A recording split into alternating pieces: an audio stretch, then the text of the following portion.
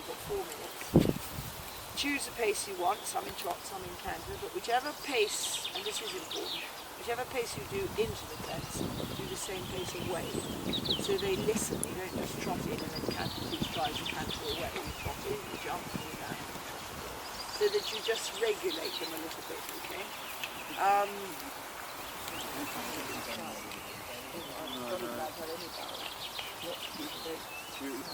Be nice to get them.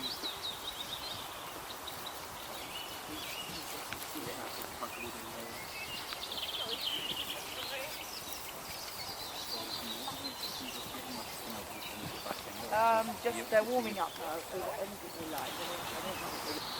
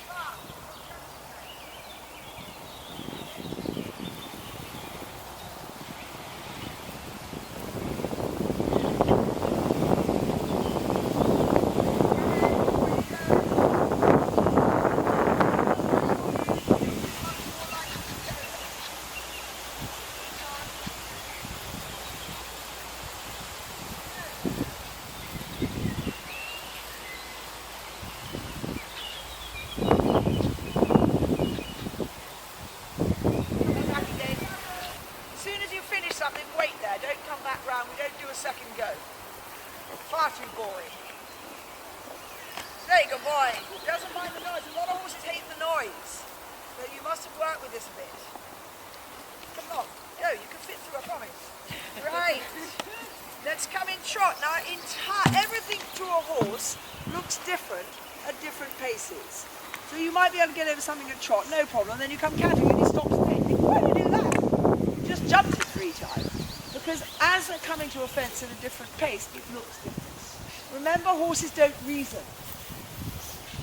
They can't think, I've jumped that once, it's okay. They associate ideas, which is very close to reason. So, okay, they didn't get a fright in that one, so it'll be all right the next time. But now it looks different, because they see in shapes and things are happening quicker.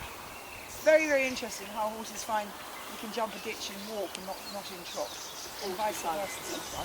You did a really good job once you woke it up. Beautiful line through here.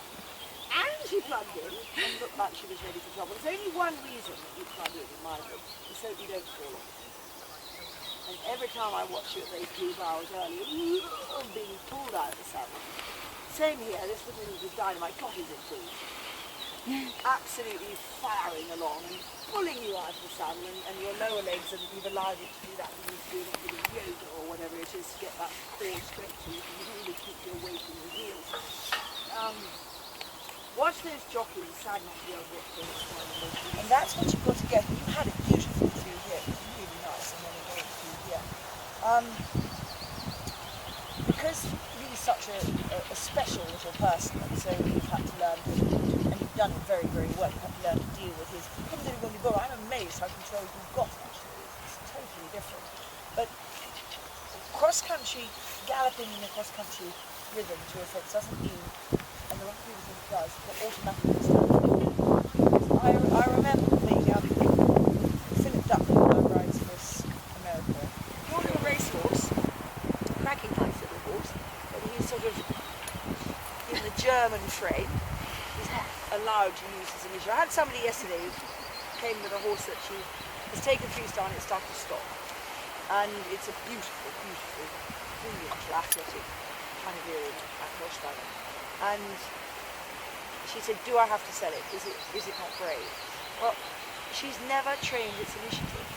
She's totally dominated it throughout intermediates. So she's got to advance where things happen incredibly quickly. Liken it to a child reading. And when your first books come out, they're big letters, short words, and the child's reading slowly and deliberately. And then when she's grown up, or he's grown up, he's speed reading the paperback in 40 minutes, so to speak. Horses are the same. They get to advance, they have to be able to speed read a paperback in 40 minutes. And this horse has been so dominated, and it's a brilliant horse, never been allowed to use the initiative. When things start to come up really quickly, it just really, really fascinating. So you've got to feel that the horse is doing the job. He's the one locked on, and we've just got to get him locked on. It's only a matter of half a gear up. It's no more than that. And take me, and he's going to do what? And he's not going to feel safe because he's used to just going and used to it. So what you're trying to do is to have a horse who has initiative, thinks for himself, he's out there, but he's you. So he's not going to get flat out, and you've got him really so much. Okay? Good job. Great. And we'll come from there and we'll do that driving the car bit, alright? Down to the opposite to start with. Then you've got to get into your collected, what am I calling it, combination canter.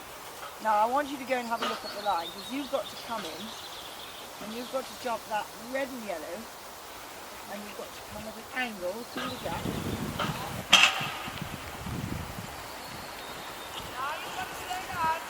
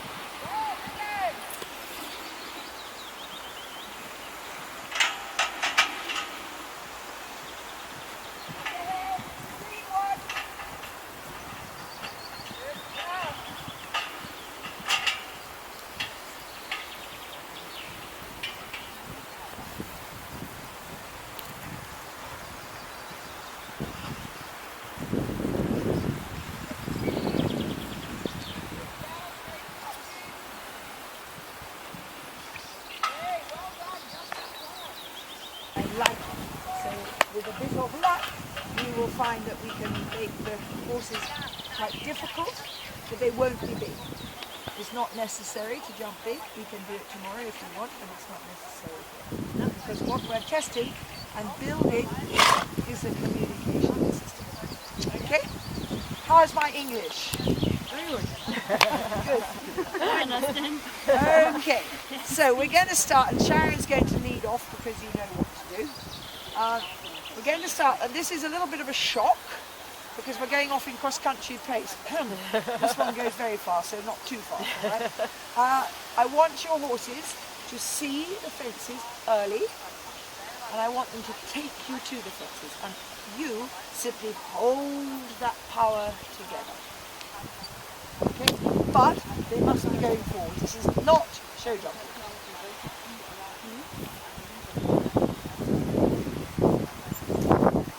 Okay, so we're using show jumps, but we're practicing cross-country. Same thing to the upright, cross-country pace. Then, after that, oh hang on, I'm sorry, we'll start with the upright. Number one. Number two, up here, break the rhythm. change your cross-country canter to combination canter, show jump canter, and come down really in and out. Okay? And then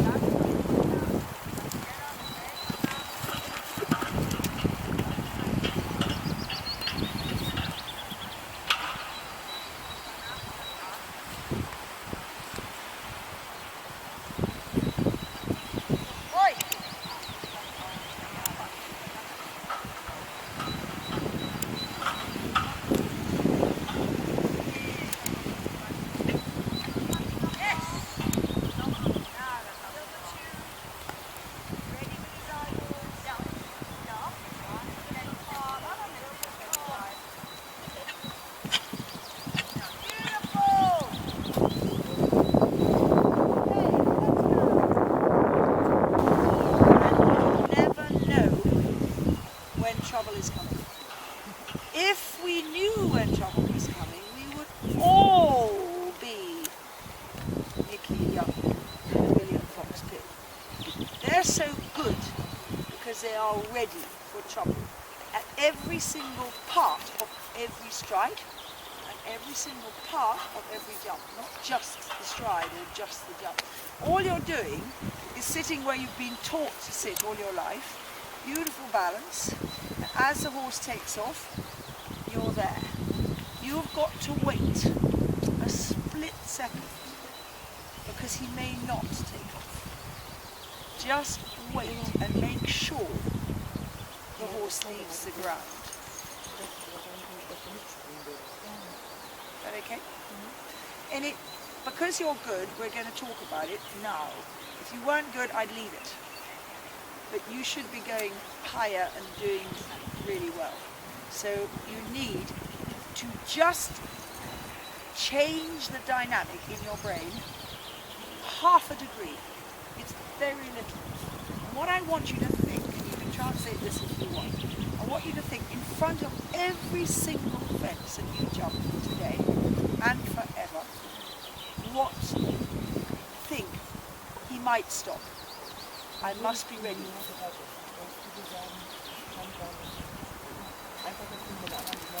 They don't stop, so they've allowed you to get a little bit lazy. Okay, so in front of this, it's in three parts. It's the first part, you might stop. Cross country at speed is not about standing on from here. That's the fence. It's not about the further and further, faster. It's about setting the pace a long way back, fast. Making sure the horse is seeing it as he's coming to the fence. And then holding together the power you've created. And people do exactly the opposite. You come out of the turn, wait, I see a stride, go. And now the horse arrives flat. If the stride wasn't a very good one that the rider saw, now the horse hasn't got his athletic ability to get out of trouble. You see it all the time, all over the world. Do the opposite bit. Come out of the corner fast and then coil the spring in German. Hold it together. So the KPH probably stays the same. But the RPM, I don't know what that is in German, revs per minute.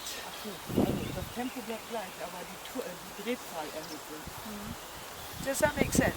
And do you know it is the single most difficult thing for most event riders now to ride at speed to a fence.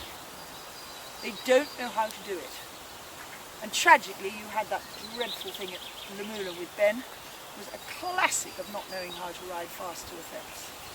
So understand that you do this to the horse as you're galloping, not that, which is what he did. Okay?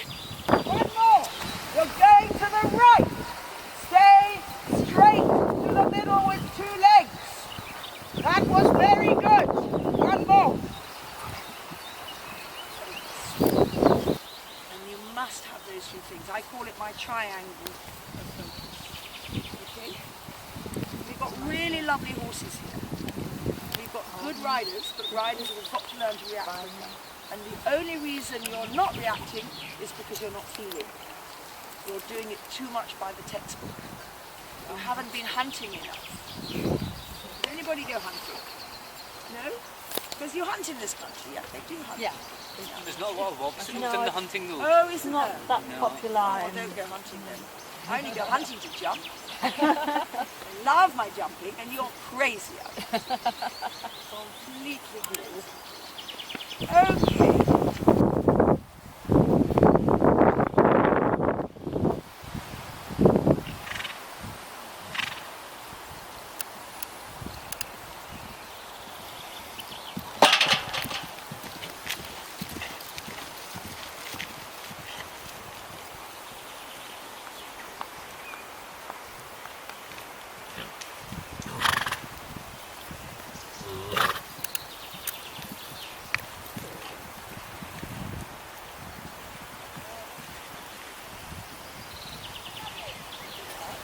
And then she went, "Kutu." And then, oh my God, I had not seen that.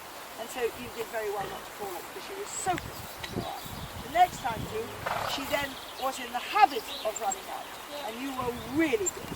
And you said, no, not the right door. So then she said, okay, I'll go to the left. No, not the left door. And you wiggle, wiggle, jump. And you were really what I call ready for trouble. Well done. But the big idea is that you never get the trouble in the first place because you've got them looking. And she asked this beautiful question, so haven't I been clever?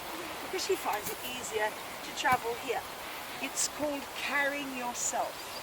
And this horse doesn't do it, and that horse doesn't do it. And this horse does. I don't know where this horse is, he's just grazing all the time. But he does see, he's a very, very good vision because his head is always here. The problem with him is he goes higher than the point of vision. And then he can't see it because he's here. He's had that problem. And just to interest you, many years ago I wore a sheepskin noseband on him because I was told that it would help what he does. He nearly fell. Very, very interesting. I never will wear one again because he's so busy. We had a fence here and we had to turn 180 degrees of the fence here. So all this time fighting. And when he got to here, I softened so he could put his head down. Because he had the sheepskin, he didn't see it as much as if he'd had no sheepskin. And he hit it really, really hard.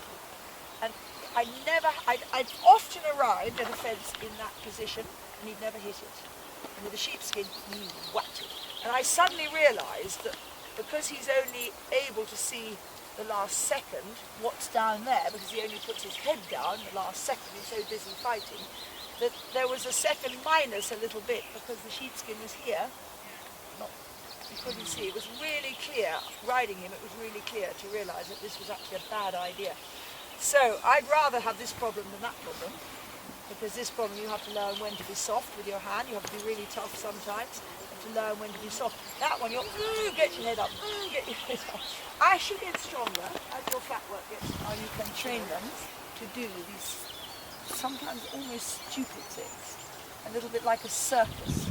When Mark Todd came back after 8 years being a champion racehorse trainer in New Zealand, came back to the Hong Kong Olympics, and he said, thank God the cross country's smaller than it was, otherwise I would never have dared to do it. But he said, it's like having to be in a circus, doing circus tricks.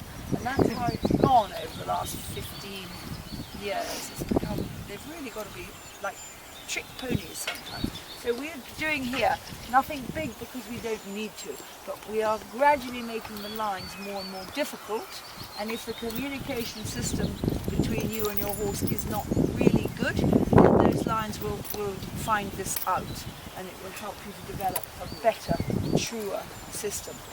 The system you use is fine, but we're going to challenge it and therefore make it stronger. Okay? At the same time, the horse's reactions will have to get sharper, and your reactions, more importantly, will have to get sharper too. And so this all makes into the mix of very acute communication. Very good. Okay? I liken it to a child when they start to read. They have big letters, small words, and they read slowly. And this is a young horse. takes a long time to read a fence. And when he's advanced 3-star, 4-star, you can come round a corner, read it and jump it like that. And it's like a child who's grown to an adult and who can speed read a paperback book in 4 minutes. And that's what a horse over 4 or 5 years of training comes from. Reading slowly what to do and reading quickly and doing it. And that's what we're aiming at, that very, very quick reading. Okay? Because they have to. So much for them to compete. Do you understand the word compete? Very good. Unilateral, international word. Compete. Okay. Is the word computer the same in German? Yeah. So what I'm going to do to start is straightforward, just like you would in the dressage. You wouldn't halt and go. You bow and wait and go. And that gets the horse's attention and develops the obedience that you need. Okay?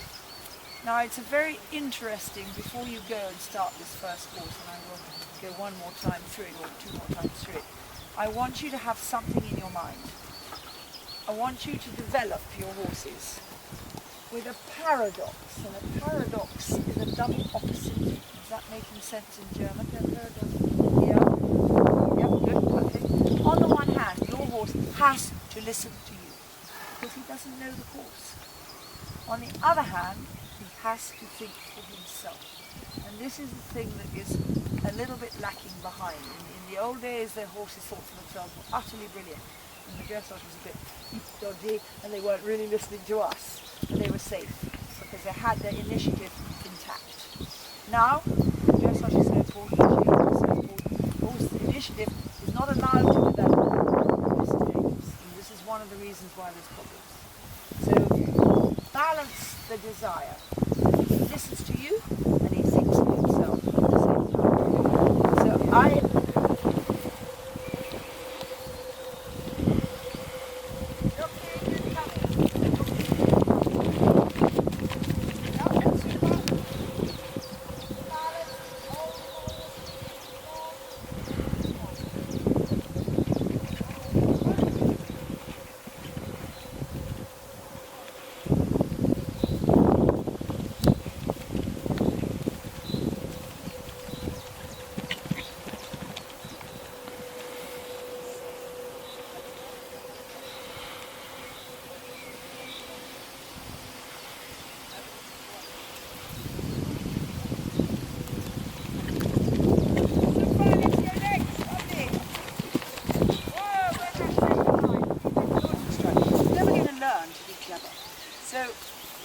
Who went last? You. You were too fast too, and he did put another stride in, but he was really, it was difficult for him to do it. And every jump you jump will reflect the quality of the canter before it. And your canters were too fast, too flat. I said that you were to come from cross-country canter to combination canter. And I think what happened was the kph slowed down a little bit, but the horses stayed there. I don't think you did that. What I call, and this you might have to translate, coiling the spring.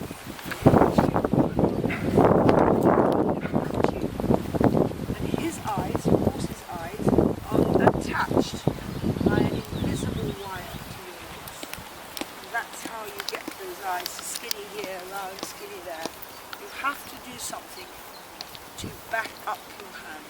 You cannot do it all with your hand. So the one corner of the triangle that supports the eyes is the tube of your legs, and the other corner is your hands. Okay? And sometimes it's quite easy, a little easier to have them wider. The shoulders is fine, but what I do is I cut my body in half. Anything below the waist is legs, anything above the waist is hands, because this can happen in an hour or two. The sun is getting low. And you come around the corner, maybe nearly home, nearly winning the class. Good time, and 50 meters away, the fence that was a beautiful fence is in a shadow of a tree, because it's maybe 5:30, 6 o'clock. Black, can't see it. And you come around the corner, boom, boom, boom. What is the very first thing you do? Because you are not going to expect this. You expect you to see the fence and ride to it, suddenly it gets in the shadow.